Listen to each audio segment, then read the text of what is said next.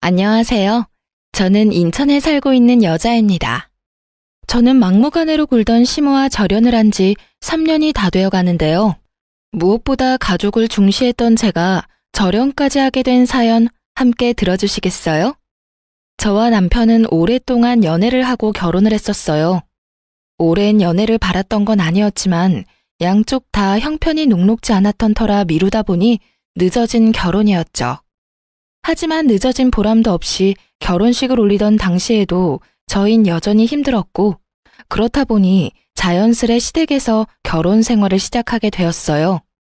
1, 2년가량 시댁에 지내며 돈을 더 모아 분가를 하기로 했었던 거였어요.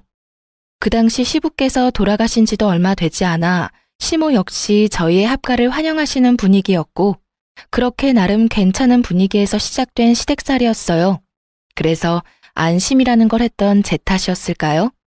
TV에서나 보던 시집살이가 예고도 없이 저를 찾아왔습니다. 그 당시 자녀 계획은 일단 뒤로 미뤄뒀던 터라 저는 보다 편한 마음으로 회사 생활을 하고 있었어요. 적금, 생활비, 용돈, 그 빠듯한 생활 속에서도 일정 금액을 친정엄마에게 주고 있었는데 그걸 우연히 시모가 알게 되었고 거기에서부터 시모의 핀잔과 막말이 시작되었어요. 너 정말 네 친정에 돈 주고 있니? 아, 네. 어떻게 아셨어요? 어제 너랑 네 남편이 하는 말 우연히 들었다. 너는 시집도 온 애가 왜 친정에 돈을 주는 거야? 아, 그게 엄마가 몸이 좋지 않으셔서 일을 할 수 없는 상황이거든요. 그래서 언니랑 저랑 조금씩 보태드리기로 했어요. 당시 친정엄마는 몸이 좋지 않으셨어요. 병원에 다니고 계시긴 했지만 이렇다 할 병명도 없었고 그렇게 마땅히 할 수 있는 치료가 없는 상태였죠. 상황이 그러하자 엄마는 일도 할 수 없었고 언니와 제가 조금씩 보태 생활비를 마련해주고 있던 상황이었습니다. 이 모든 건 남편과 합의된 상황으로 저희가 결혼하기 전부터 남편과 이야기를 나눠 남편이 흔쾌히 허락한 일이었죠. 뭐야? 아니 그게 말이 된다고 생각하니? 내 아들이 힘들게 번 돈으로 내 집에서 편하게 사는 그런 주제에 네가 왜 너한테 도움 하나 안 주는 친정에다 돈을 가져다 주니? 난 절대로 그 꼴은 못 보니 앞으로는 친정으로 한 푼도 새나가는 일 없도록 해라. 알겠니? 어이가 없었어요. 친정을 돕는 건 제가 번 돈으로 그것도 형편껏 능력껏 돕고 있는 것이었고 그렇다고 제가 친정을 돕는다고 해서 시모에게 주는 생활비를 나 몰라라 하는 것도 아니었으니까요. 남편과 저 정확히 반반씩 모아 시모에게 생활비를 주고 있었는데 이런 사실을 뻔히 아는 사람이 저런 말을 하니 억지에 가깝다는 생각밖엔 들지 않았죠. 생각 같아선 그런 억지가 어디 있냐고 따지고 싶기도 했지만 그러진 않았어요. 이런 일이 있을 때마다 남편이 도와주기도 했고 어찌되었든 형편이 되지 않아 시댁에 얹혀 사는 건 맞으니 괜한 분란을 만들고 싶지 않은 마음에서였죠. 그렇게 시간은 흘러 엄마에게 용돈을 드리는 날이 되었고 전 다른 날처럼 방에서 봉투에 돈 봉투를 챙겨 친정으로 가려고 나서려던 때였어요. 어디선가 나타난 시모가 제 앞을 떡하니 가로막고 비켜주지 않는 것이 아니겠어요? 어머님, 왜 이러세요? 저 지금 나가봐야 하는데 좀 비켜주세요. 너 지금 어디 가니? 네 친정에 돈 주러 가는 거 아니니? 내가 지금 비켜주면 내 아들이 힘들게 번 돈 네 친정에다 고스란히 갖다 바칠 거 아니냐? 나는 절대 못 비켜줘. 그런 억지가 어디 있어요. 이 돈 그이가 번 돈이 아니라 제가 일해서 번 제 돈이에요, 어머님. 제가 어머님께 생활비를 안 드리는 것도 아니고 생활비랑 용돈까지 드리고 있잖아요. 그 돈은 고맙다는 말 한마디 없이 잘만 받아 쓰시면서 왜 저희 엄마한테 주는 돈은 안 된다고 하세요? 그건 그거고 이건 이거야. 하여튼 난 더는 아까운 내 아들 돈 낭비하는 꼴은 못 봐. 시모는 제 말을 아예 듣고 있지 않았고 앵무새처럼 같은 말만 반복한다 싶더니 제 가방마저 뺏어들고 방으로 들어가 버리더군요. 가방을 되찾으려 문을 열어보았지만 이미 문은 잠겨 있었고 주먹으로 문을 두드려 봤지만 돌아오는 것은 침묵뿐이었어요. 어머님, 정말 왜 이러세요? 제 가방 빨리 돌려주세요. 이 문 좀 열라고요. 애도 아니고 다 큰 어른이 이런 행동을 하니 한 대 쥐업할 수도 없고 참 난감하더라고요. 그래서 전 하는 수 없이 근처에 잠시 볼일을 보러 간다던 남편에게 연락을 했고 남편은 생각보다 빨리 집으로 돌아와 주었어요. 저에게 대충 상황을 전해들은 남편은 저보다 더 화가 나 있었고 주방으로 들어가더니 열쇠를 찾아와 시모 방문을 열어버렸죠. 엄마, 정말 왜 이러세요? 얼른 이 사람 가방 돌려주세요. 얼른요. 이게 다 너를 위해서 이러는 거야. 여자가 친정에 돈 갖다 바치기 시작하면 집안 망하는 건 순식간이야. 네가 알긴 알아? 시모는 말도 안 되는 억측을 내세우며 고집을 피우기 시작했고 남편은 그런 시모의 모습에 더 큰 화를 내며 고함을 질렀어요. 말은 똑바로 하세요, 어머니. 이게 어떻게 저를 위한 일이에요? 이건 그 누구도 위한 일도 아니라고요. 그리고 어머니도 용돈 받으시잖아요. 그것도 저하고 이 사람한테 다 받고 계시면서 왜 장모님께 드리는 용돈을 그렇게 반대를 하세요? 아니, 반대하실 자격이 있다고 생각하세요? 그 돈, 이 사람 돈이에요. 저도 간섭 안 하는 이 사람이 고생해서 번 이 사람 돈이라고요. 너 어떻게 말을 그렇게 하니? 시집온 며느리가 친정에 돈이나 갖다 바치는 꼴을 내가 그냥 보고만 있으라니 말이니? 어머니도 용돈 받으시잖아요. 어머니도 저한테나 이 사람한테나 용돈 받고 계시면서 왜 장모님 드리는 용돈은 한사코 반대하시냐고요. 다 됐고 어머니가 이렇게 싫다고 하시니 처가해 주던 용돈 이제 드리지 않을게요. 대신 어머니께 드리던 용돈도 앞으로 없을 겁니다. 이 사람도 저도 더는 어머니께 생활비 빼곤 일체 돈 드리는 일 없을 거라고요. 남편의 말에 시모는 그건 또 싫은지 아무 말도 하지 않고 있더군요. 도대체 이게 무슨 난리인지, 친정 부모님 용돈 드리는 일이 이렇게나 난리를 부릴 일인지 참 이해가 되지 않았습니다. 남편은 그런 저에게 시모에게서 뺏은 가방을 건네주더니 대신 사과를 하더라고요. 여보, 내가 진짜 면목이 없다. 내가 대신 사과할게. 미안해. 어? 아니야. 당신은 괜찮아? 난 괜찮아. 얼른 가봐. 장모님 기다리시겠다. 가서 맛있는 것도 사 먹고 좋은 시간 보내다 와. 여긴 걱정하지 말고. 남편은 이렇게 저의 등을 떠밀어 주었고 전 그 덕분에 그 난리통에서 벗어나 매달 그러했듯이 엄마와 시간을 보내다 용돈을 드리고 올 수 있었어요. 집으로 돌아오니 남편이 저녁을 준비하고 있었고 시모는 우물쭈물하며 잘 다녀왔냐고 하더라고요. 차마 미안했다고 말할 수 없어 저러나 보다 했던 전 시모의 인사를 받아주었고 그렇게 사건이 일단락되었다고 생각했어요. 하지만 그게 아니었습니다. 시모는 제 생각보다 더 대단한 사람이더군요. 다음 날 저는 어김없이 회사에 출근했고 일을 하고 있는데 엄마에게서 연락이 오더군요. 회사 앞인데 잠시만 볼 수 있겠냐고요. 불안했어요. 회사 앞으로 찾아온 적은 없었던 엄마인데 약속도 하지 않고 갑자기 찾아온 건 좋은 일은 분명 아니라는 생각이 들었죠. 아니나 다를까 급하게 일을 처리하고 만나게 된 엄마의 표정은 좋지 않더군요. 애써 괜찮은 척 웃어 보이지만 저는 알 수 있었어요. 엄마, 무슨 일이야? 회사 앞까지 다 오고. 그게 이거 다시 받으렴. 그리고 앞으로 엄마 신경 안 써도 된다. 그동안 고마웠어. 엄마가 망설이며 내민 것은 다름 아닌 제가 어제 드렸던 돈 봉투였어요. 그 순간 시모의 얼굴이 제 뇌리에 스치더군요. 혹시 우리 어머님 엄마한테 연락했어? 그래서 이러는 거야? 아니야. 사돈이 왜 나한테 전화를 하니? 그냥 엄마가 곰곰이 생각해봤는데 아무래도 시집도 갔는데 계속 친정 돕는 건 아닌 것 같아서 그래. 엄마는 한사코 아니라며 손사래를 쳤지만 아닌 게 아니라는 확신이 들더군요. 그 순간 정말 화가 머리끝까지 차올라 눈물이 다 나오려고 하더군요.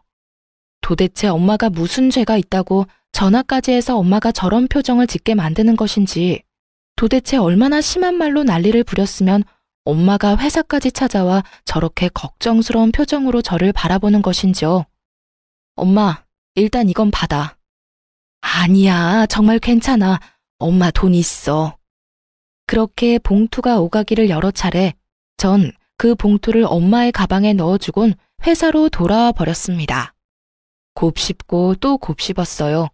하지만 아무리 생각해도 이건 아니란 생각이 들었던 전 남편에게 전화를 걸었어요. 여보, 오늘 회사로 엄마가 찾아왔었어. 장모님이? 왜? 무슨 일 있으시대? 어제 드린 용돈 봉투 가지고 왔더라. 이젠 용돈 필요 없다고 하면서. 어? 갑자기 왜? 무슨 일이야 이게? 내 생각에 어머님이 엄마한테 연락한 것 같아. 일 방해된다고 회사에 찾아오기는커녕 일하는 시간엔 전화도 안 하는 사람이 우리 엄마야. 그런 엄마가 회사 앞까지 찾아와서 돈 봉투를 주고 갔다고. 아무리 생각해도 어머님밖에 없어. 아, 진짜 왜 그러시나 모르겠네. 어제 그렇게까지 말했는데. 아, 진짜. 일단 알겠어. 내가 알아서 해결할 테니까 당신은 잠자코 있어봐. 그나저나 당신 많이 속상했겠다. 장모님도 그렇고. 당신이 장모님께 연락해서 잘 좀 풀어드려. 알겠지? 알겠어. 제 말을 들은 남편은 저보다 더 화가 나 있었고 전 남편에게 맡겨보기로 했어요. 제가 나서 시모와 다툼이 일어나는 것보단 남편이 나서는 편이 여러모로 나을 테니까요. 그렇게 퇴근 시간이 되고 집으로 돌아가니 난리가 났더라고요. 시모는 바닥에 주저앉아 대성통곡을 하고 있었고 남편은 한 번도 보지 못한 잔뜩 화가 난 모습으로 서 있었고요. 저는 조심스럽게 집으로 들어갔고 저를 발견한 시모는 다짜고짜 제 머리채를 잡고 사정없이 흔들기 시작했어요. 내 인연, 네가 다 이렇게 만들었어. 네가 내 아들하고 내 사이를 갈라놓으려고 작정을 한 게야. 어디서 요망한 것이 못된 것만 배워서 나하고 내 아들 사이를 이간질하게 해. 이 나쁜 년, 따끔한 맛을 봐야 앞으로 그 입을 함부로 안 놀리지? 입에 담지 못할 욕까지 하며 제 머리를 사정없이 흔드는데 정말 거짓말 하나 보태지 않고 별이 다 보이더라고요. 무슨 힘이 그렇게나 센지 아무리 발버둥 쳐도 시모의 손에서 벗어나지 못하고 있었죠. 갑작스런 상황에 크게 당황한 남편이 안간 힘을 쓰며 시모를 제지해준 덕분에 저는 가까스로 시모에게서 벗어날 수 있었죠. 시모는 정신이 나가버린 사람처럼 씩씩거리며 끊임없이 저에게 욕설을 내뱉고 있었고 그런 시모의 양쪽 어깨를 붙잡은 남편이 다시 한번 정확히 시모에게 일러주더라고요. 어머니, 일이 이렇게까지 된 건 다른 누구의 탓도 아닌 어머니 때문이에요. 어머니의 그 못된 심보 때문이라고요. 어떻게 장모님께 전화까지 해서 그런 말씀을 하실 수가 있어요? 장모님이 무슨 잘못을 하셨다고요? 앞으론 저 사람이 번 돈으로 뭘 하든 왈가왈부하지도 마세요. 아시겠어요? 아니 도대체 어머니가 무슨 권리로 저 사람이 번 돈에 간섭하시려고 하세요? 그리고 장모님께 다시는 연락하지 마세요. 제가 어머님 대신해서 사과도 다 했으니 앞으로 그 어떤 일이 있더라도 장모님께 연락하지 마시라고요. 뒤늦게 안 사실인데 알고 보니 남편은 저와 전화를 끊은 후 엄마에게 전화를 해 죄송하다며 연신 사과를 했다고 하더라고요.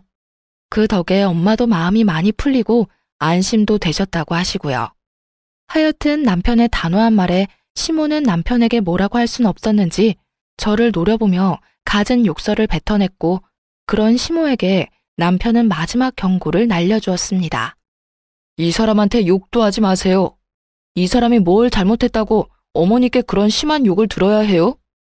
어머니 자꾸 이런 식으로 하면 저랑 이 사람 당장 이 집에서 나갈 겁니다. 그렇게 하시고 이런 일 다신 없도록 해주세요. 저의 손을 맞잡은 남편의 손은 떨리고 있었지만 그 언행만큼은 단호했고 단호한 남편은 저를 그대로 데리고 방으로 들어와 버렸어요. 그렇게 한 차례 폭풍이 몰아치고 난 후 한동안은 조용했어요. 물론 시모의 말도 안 되는 트집과 쉴 새 없이 걸려오는 전화가 피곤하긴 했지만 그 정도는 참을만 했어요. 적어도 돈 때문에 시비를 걸어오는 일이 없으니 살만하다 싶더군요. 그러던 어느 주말 집에서 시간을 보내고 있는데 엄마에게 전화가 와 받았더니 병원이라고 하며 환자분이 쓰러지셨다고 빨리 병원으로 오라고 하더라고요. 정말 눈앞이 깜깜해진다는 말이 뭔지 알겠더라고요. 남편은 저를 데리고 바로 병원으로 갔고 병원에 가보니 다행스럽게 엄마는 괜찮더라고요. 저희의 우려와는 달리 엄마는 빈혈로 쓰러지신 것이었고 한동안 약만 드시면 괜찮다는 말을 들을 수가 있었어요. 저희는 엄마를 집에다 모셔다 드리고 집으로 돌아왔고 시모는 저희가 들어서자마자 눈을 반짝이며 어떻게 됐냐고 물어오더군요. 시모의 물음에 제가 괜찮다고 말하려는 찰나 성질 급한 시모의 입에서 정말 경악스러운 말이 흘러나오더라고요. 아우 답답해. 그래서 언제 죽는다고 하더니 얼마나 남았대? 이게 무슨 말인가 싶더군요. 멀쩡히 살아서 집까지 모셔다 드렸는데 언제 죽느냐니, 얼마나 남았냐뇨. 시모의 미친 소리에 저는 고래고래 소리를 질러버렸습니다. 어머니, 그게 도대체 무슨 말이세요? 무슨 말을 그렇게 하시냐고요? 저희 엄마가 왜 죽어요? 저희 엄마 안 죽어요. 사돈 죽는 병 걸린 거 아니니? 왜? 계속 몸이 안 좋다고 했었잖니? 병원에 가서 검사해도 아무것도 안 나오는데 이상하게 계속 좋지 않다고 그랬었잖니? 어머님, 멀쩡한 사람한테 죽는 병이라뇨. 말이 너무 심하시잖아요. 농담이라도 그런 말 하지도 마세요. 저는 그야말로 노발대발하며 팔짝팔짝 뛰었고 남편은 너무 어이없는 상황에 화조차 내지 못하고 멍하게 있더라고요. 아니면 됐지. 뭐 그렇게 화를 낸다니? 애 떨어질 뻔했다 얘. 그 순간 정말 이대로는 못 살겠다는 생각이 들더군요. 이대로 얼굴 보고 살다간 화병으로 제 명에는 못 살겠다는 생각이요. 그래서 전 짐을 싸려고 방으로 들어가려고 했고 문고리를 잡는 그 순간 제 뒤통수로 더욱 경악스러운 말들이 날아와 꽂히기 시작했어요. 그런데 네 엄마 보험은 드셨니? 혹시 없으면 내가 소개 좀 해줄까? 앞으로 어떻게 될지 누가 알겠니? 미리미리 준비해두면 좋지 않겠어? 보험, 좋죠. 좋다고요. 미리 준비하면 좋고 들어놓으면 만약에 상황에서 큰 도움이 되는 것도 사실이고요. 그런데 그걸 왜 시모가 하필 이런 타이밍에 걱정을 하는 것인지 이해도 되지 않을 뿐더러 그 시꺼먼 머릿속이 훤히 보여 정말 참을 수가 없더라고요. 저는 시모를 향해 다시 한번 꽥 소리를 질러버렸고 그제서야 정신을 차린 남편도 화를 내기 시작했어요. 어머님! 어머니, 제발 좀 그만하세요. 저희 사정도 그렇고 아버지도 돌아가시고 해서 웬만하면 참고 살아보려고 했는데 도저히 안 되겠네요. 저희 이 집에서 나가겠습니다. 뭐? 분가를 하겠단 말이야? 아니 아들, 난 그냥 궁금해서 물어봤을 뿐이야. 그게 그렇게나 큰 잘못이니? 네가 날 버리고 이 집을 나간다고 할 만큼? 시모는 도리어 저희가 이상하다는 듯 몰아세우기 시작했고 그런 시모의 말을 듣던 남편은 도저히 말이 통하지 않는다고 생각했는지 대꾸도 하지 않고 간단한 짐을 챙겨 저를 데리고 나와버렸습니다. 그렇게 갑작스럽게 시댁을 나오게 된 저희는 친정으로 가게 되었고 그 이후 시모에게 연락이 오긴 했지만 전 모든 연락을 다 무시해버렸어요.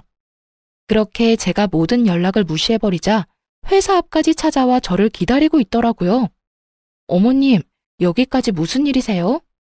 부모 자식 간 영 끊게 해놓고 얼마나 잘 먹고 잘 사는지 보러 왔다. 그래, 좋으냐?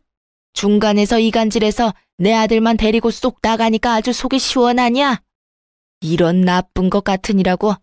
내가 뭘 그렇게 잘못했다고 내 아들을 뺏어가? 시모는 주변의 시선을 의식한 듯 큰 소리를 내며 저를 몰아세우기 시작하더라고요. 모르긴 몰라도 저에게 부모 자식 간의 연을 끊게 만든 나쁜 년이라는 낙인이라도 찍고 싶은 모양이었어요. 시모의 계획대로 저희 주변으로 사람들이 몰려들었고 시모는 최대한 불쌍한 표정을 지으며 저를 보고 있더군요. 어머님, 오죽했으면 아범이 집을 나가자고 했겠어요. 어머님이 제가 친정에 드리는 용돈부터 시작해서 사사건건 다 걸고 넘어지셨잖아요. 그것뿐인가요? 멀쩡히 잘 살아계시는 저희 엄마한테 뭐라고요? 언제 죽냐고요? 죽을 병 걸린 거 아니냐고요? 진짜 이것만 해도 기가 막히는데 보험은 드러났냐고요? 어떻게 사람이 그런 말을 할 수가 있어요? 멀쩡히 살아있는 사람을 상대로 어떻게 그런 말을 할 수가 있냐고요? 그거야. 평소에도 워낙 아픈 사람이었는데 병원에서 급히 연락까지 오면 그런 생각이 드는 건 당연한 거 아니니? 그리고 내 말이 틀렸어? 보험이라도 들어놔야 혹시나 진짜 죽을 병이라도 걸리면 병원비라도 할 거 아니야. 생명보험까지 들면 저 세상 가면서 딸한테 크게 도움도 되고 얼마나 좋아? 내가 나 좋다고 그랬는 줄 아니? 다 너희를 위한 거야.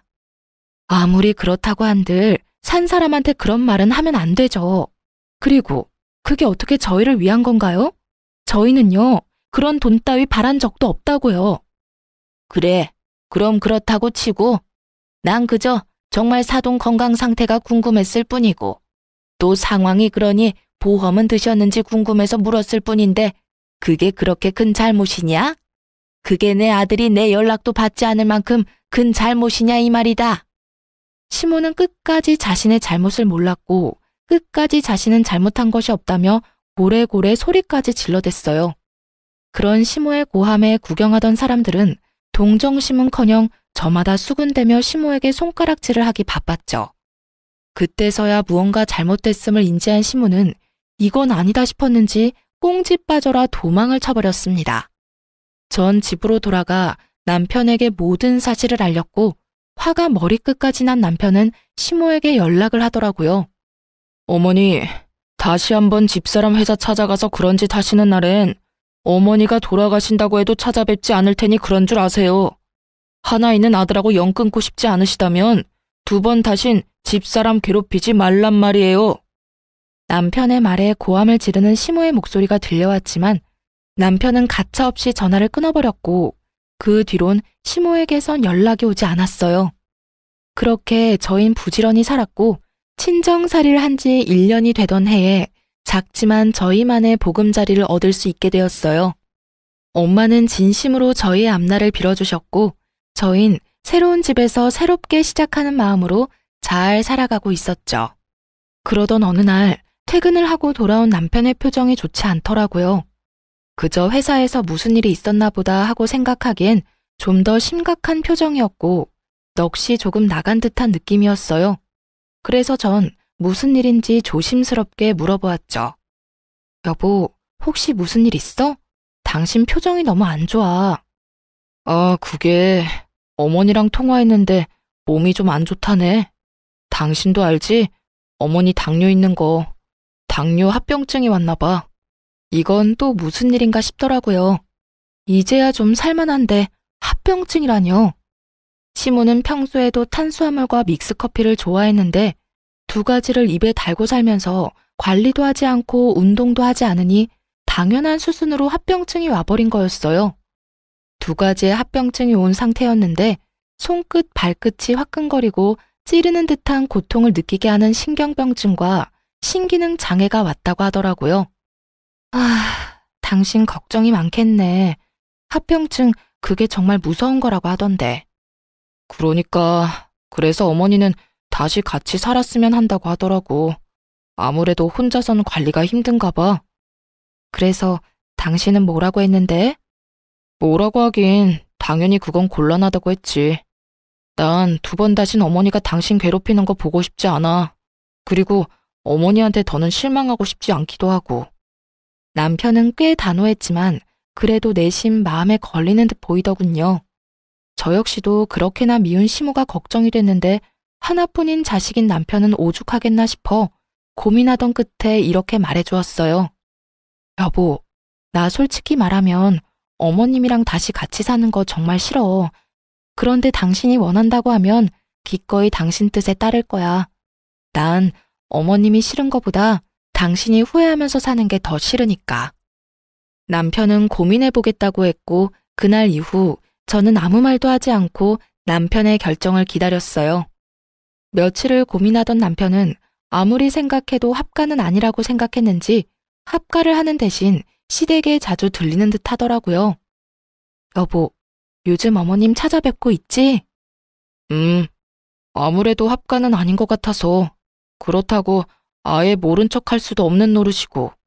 어머니 상태도 볼 겸 자주 들리고 있어. 그러면 나도 같이 갈까?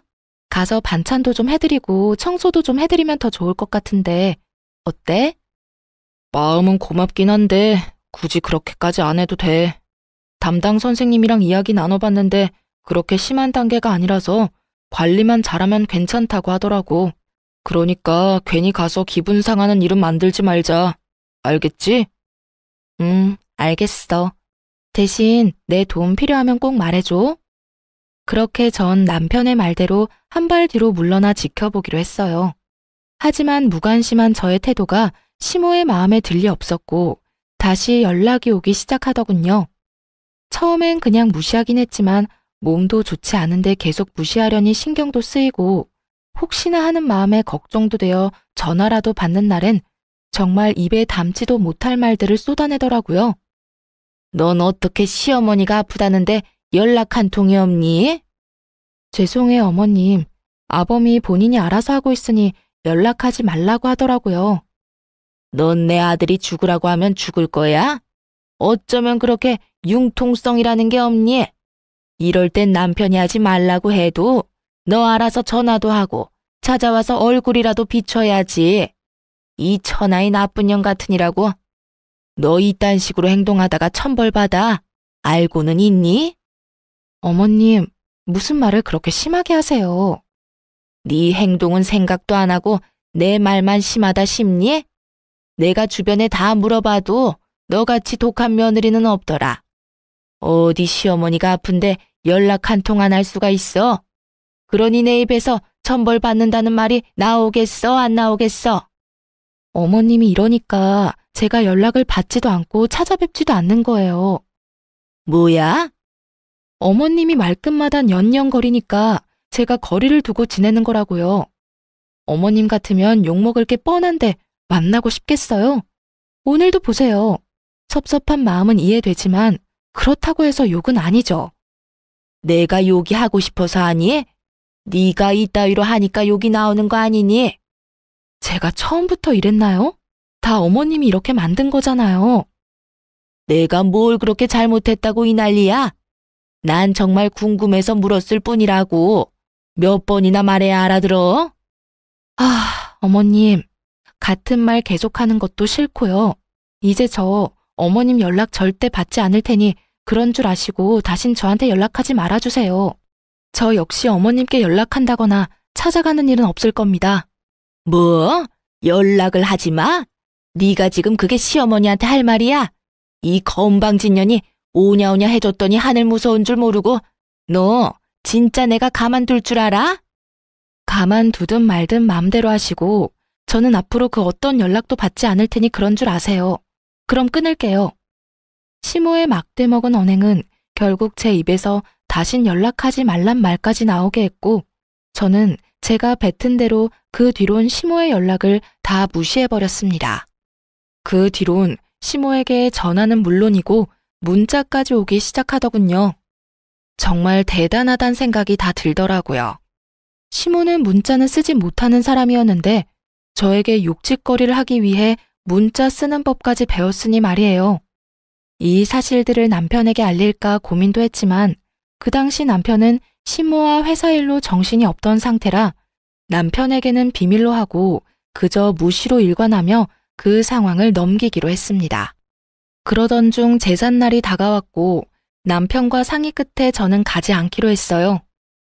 다른 제사도 아닌 시부의 제사에 참석하지 않는 것이 마음에 걸렸던 전 아무래도 음식을 차리지 못할 시모를 대신해 제사 음식을 직접 만들어 남편의 손에 들려보냈고 남편은 저에게 고맙다는 인사를 하며 시댁으로 혼자 가게 되었죠.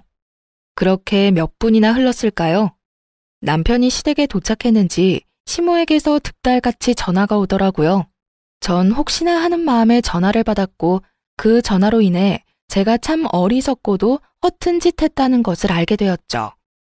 네가 다른 날도 아닌 오늘 같은 날에도 코빼기도 안 비친다는 게 말이 된다고 생각하니? 도대체 친정에서 뭘 배웠길래 이딴 행동을 하는 게야? 사돈도 아니? 네가 이따위로 행동하고 있다는 거? 어머니, 제발 좀 그만하세요.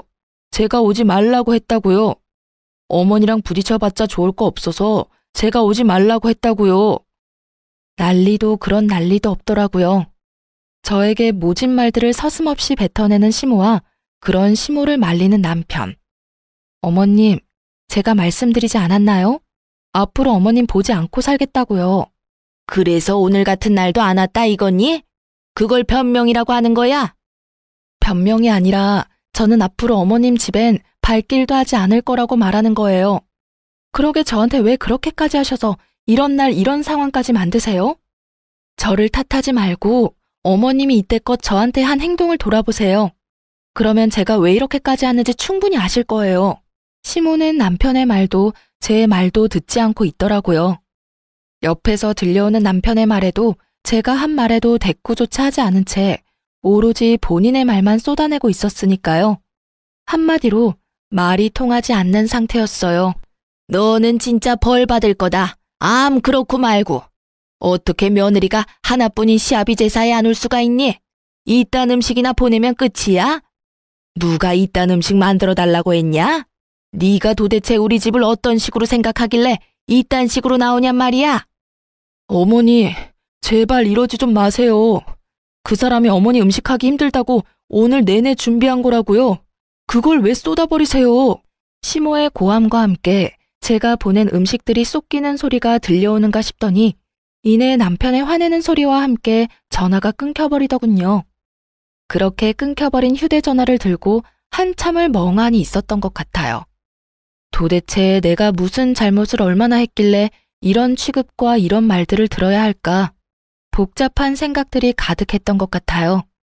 단 한 가지 확실한 건 이로써 시모와 저의 인연은 여기서 끝이라는 것이었죠. 저의 마지막 인내심과 마지막 대우는 산산조각 나버렸으니까요. 이윽고 시댁으로 갔던 남편이 엉망이 되어버린 음식을 가지고 돌아와 저를 보며 울더군요. 왜 울어, 여보? 진짜 당신한테 너무 미안하다. 기껏 만들어준 음식인데 이렇게 다 엉망이 되어버렸어. 이깟 음식이 뭐라고 울어.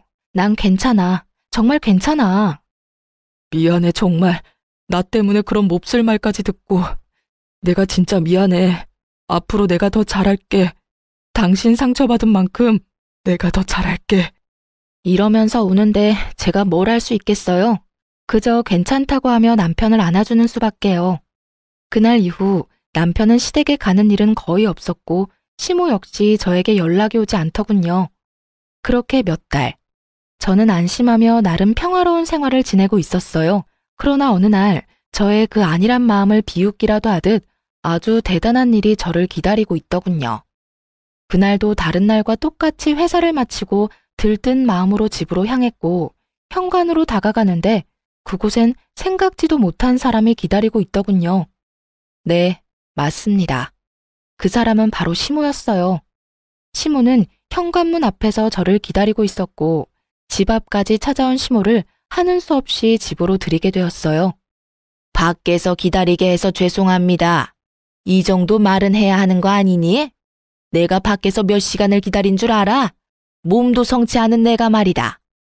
저랑 약속하고 온 것도 아니고 아무 말도 없이 불쑥 찾아오신 건 다름 아닌 어머님이세요. 그런데 왜 제가 사과까지 해야 하나요?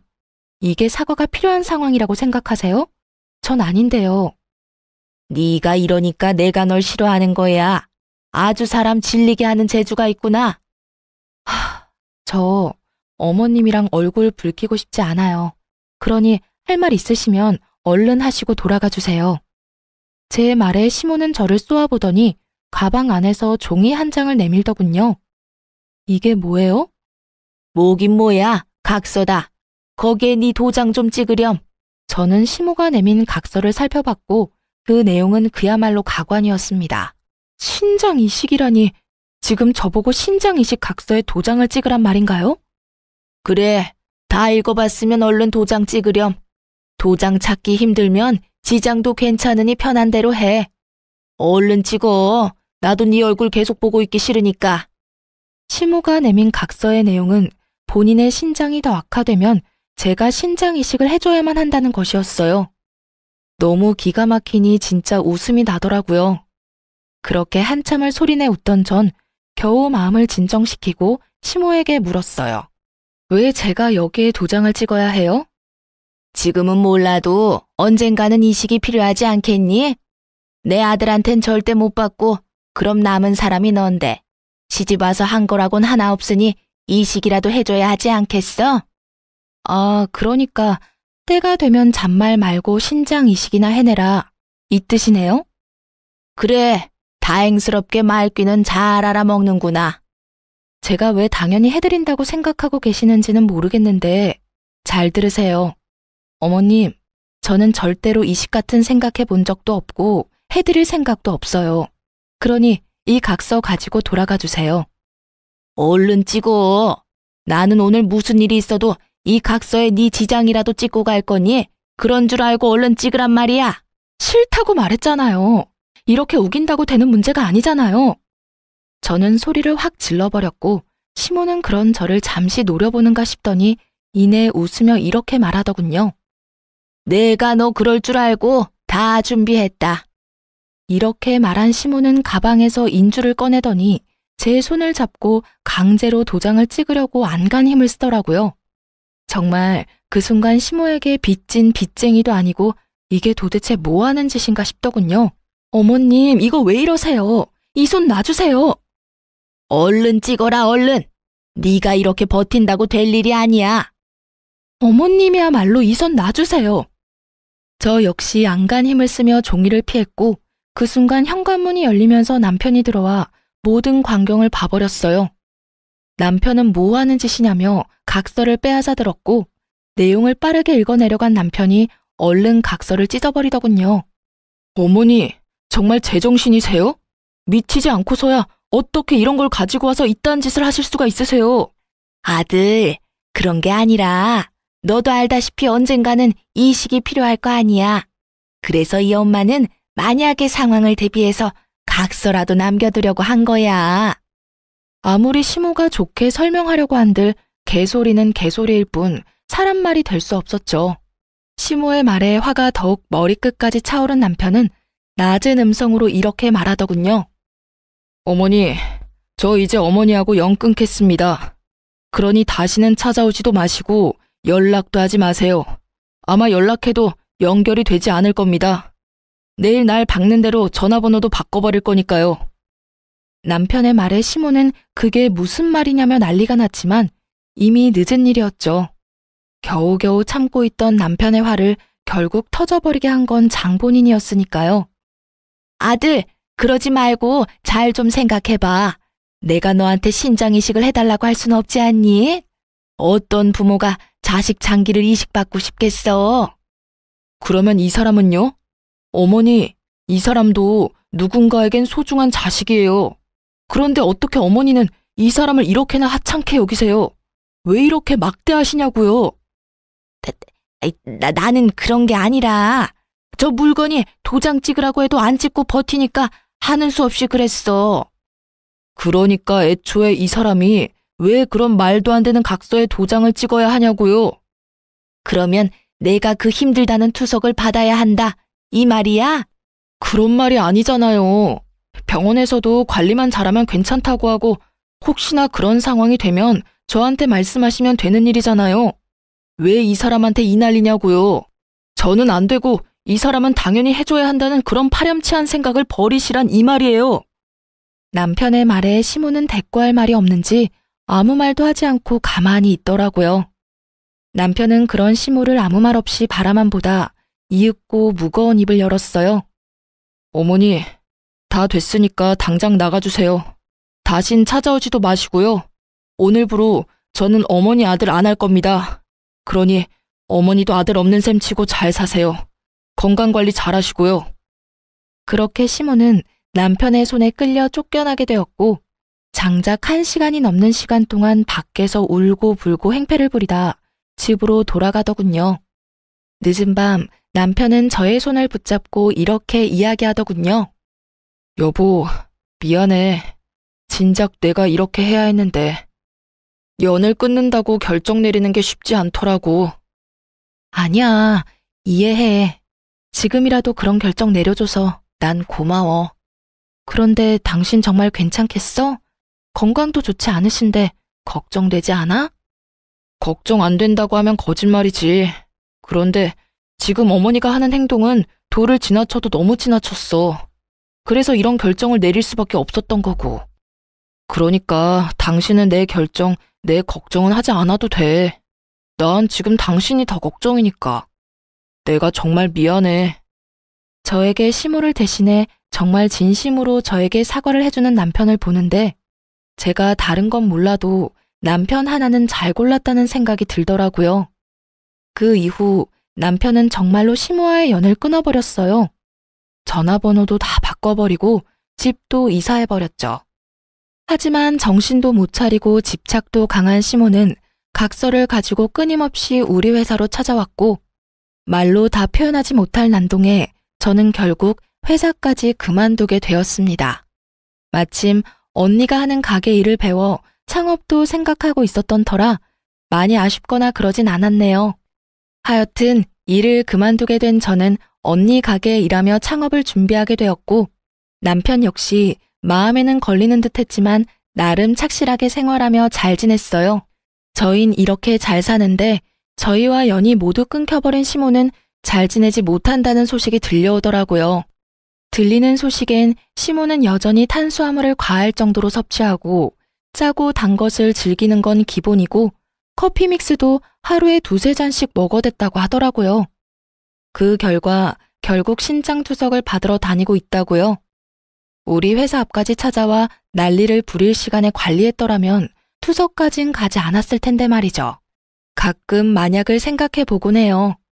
아주 만약에 시모가 저에게 조금이라도 잘 대해줬더라면 시모가 저에게 인간 대 인간, 여자 대 여자로 조금의 이해심을 베풀어줬더라면 지금쯤 어떤 모습일지에 대해서요. 이식은 뒷문제겠지만 적어도 이식 적합성 검사 정도는 기꺼이 하지 않았을까 싶네요. 뭐 이미 엎질러진 물이고 이런 생각을 더해봤자 시간 낭비이기에 더는 길게 하지 않긴 했지만요. 요즘 저흰 잘 지내고 있어요. 저에게 소중한 보물이 찾아온 지 5주째 되어가고 있어요. 저희는 이렇게 행복을 느끼며 하루하루 잘 살아가고 있지만 나 홀로 투석하며 힘겹게 지내고 있을 시모를 생각하면 마음이 좋진 않긴 하지만 그런 생각이 들 때마다 그 생각의 끝은 늘 같았어요. 자업자득이라고 말이에요. 임신 후 저희가 가장 많이 주고받는 말은 다름 아닌 이것인데요. 여보, 당신은 내 뱃속에 우리 아기가 딸이었으면 좋겠어, 아들이었으면 좋겠어? 딸, 무조건 딸. 그러다 아들이면 어쩌려고 그래? 아들이어도 괜찮겠지만 이왕이면 당신 닮은 딸이었으면 좋겠어. 너무 예쁠 것 같지 않아? 그런데 왜 엄마 촉이라고 해야 하나? 난 아들 같아, 여보. 아, 정말? 뭐 아들도 좋아. 딸이든 아들이든 건강하게만 무사히 태어나주면 고마울 것 같아. 당신은? 나도 아들이든 딸이든 상관없는데 다만 고생시키지 말고 한 방에 좀 나와줬으면 좋겠어. 물론 건강하게 말이야. 나도. 아가야, 건강만 하려무나? 저렇게 말해놓고 아기 옷이나 용품은 죄다 분홍색으로 사오는 걸 보면 그래도 여전히 딸이 좋은 것 같네요. 어쨌든 출산까지 아들이든 딸이든 상관없으니 무사히 건강히만 낳아줬으면 하는 것이 요즘 저희의 바람이랍니다. 이로써 저의 사연은 끝이 났네요. 사연을 쓰기 전까지만 해도 부모와의 연을 끊은 사연을 보내는 것이 맞을까 하는 생각이 많았던 것 같아요. 아무리 평범한 사람의 기준에선 이해가 되지 않고 몰상식하다 하지만 그렇다고 해서 연을 끊는다는 건 쉽게 뱉을 말도 쉽게 이해될 수 있는 상황이 아니니까요. 그래서 처음 남편이 연을 끊겠다고 말했을 땐 저 혼자 남몰래 고민도 참 많이 했던 것 같아요. 괜히 저로 인해 모든 것이 이렇게 되어버렸나 하는 생각이 들어서요. 하지만 시간 흐르고 심으로 인해 불행하고 불안정했던 삶이 점점 안정되고 행복해지니 그때 남편의 결정이 참 고맙더군요. 그래서 저 역시 남편에게 항상 고마운 마음을 가지고 살아가 보려고 합니다. 지금까지 저의 긴 사연 들어주셔서 감사합니다. 좋은 하루 되세요.